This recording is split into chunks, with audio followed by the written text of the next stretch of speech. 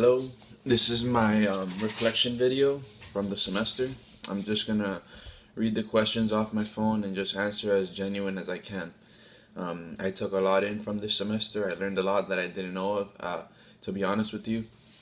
During the beginning of the semester, I was kind of iffy if I was gonna follow through with the class, just because I've never really been so into the whole not feminist, but the whole female body, female rights conversation. Is just something that never really I thought about, I guess because I'm not a female. And but now, I mean, this class has completely changed how I view it, and to be honest with you, it's been one of the most enjoyable classes I've had in my life. So I'm gonna start off with the first question. It says, how what have you learned in this journey of exploring women's sexuality?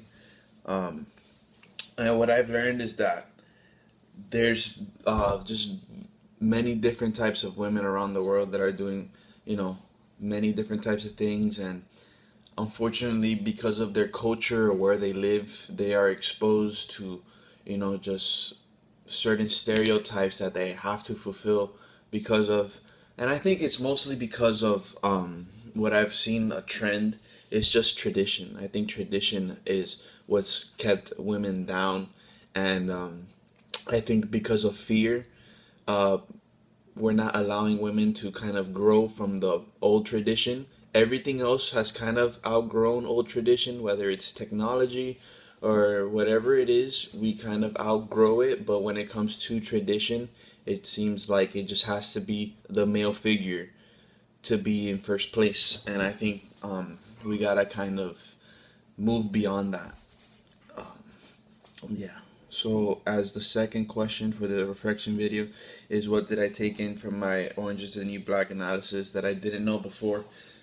For that, I'm going to have to say that I didn't know the process of jail and what it could do to an inmate.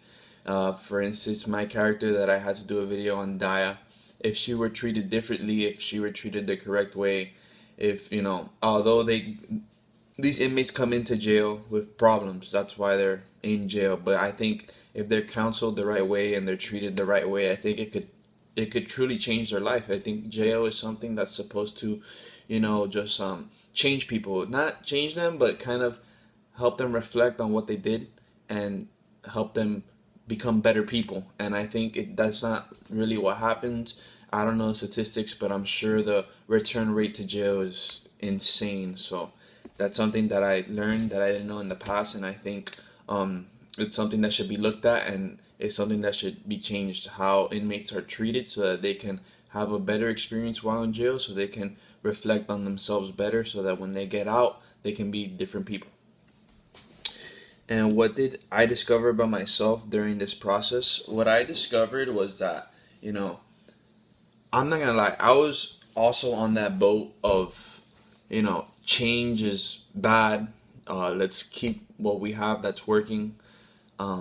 Like for instance, when it came to the first female president, I was kind of on that boat of like, nah, like let's just keep what we've been doing. But after seeing what women have gone through, and after seeing, just how they don't get this chance, I think the old me was kind of selfish and kind of, just following the tradition, which I stated earlier, that needs to be changed. I think that if we can somehow change how I used to think, and I think it's because of how I was exposed to, females and their rights and how they're treated poorly. If we can kind of show that to everyone, I think a lot of people will make the transition like I did, to kind of, support this fight, and just, at least acknowledge that women are not being treated how they're supposed to be.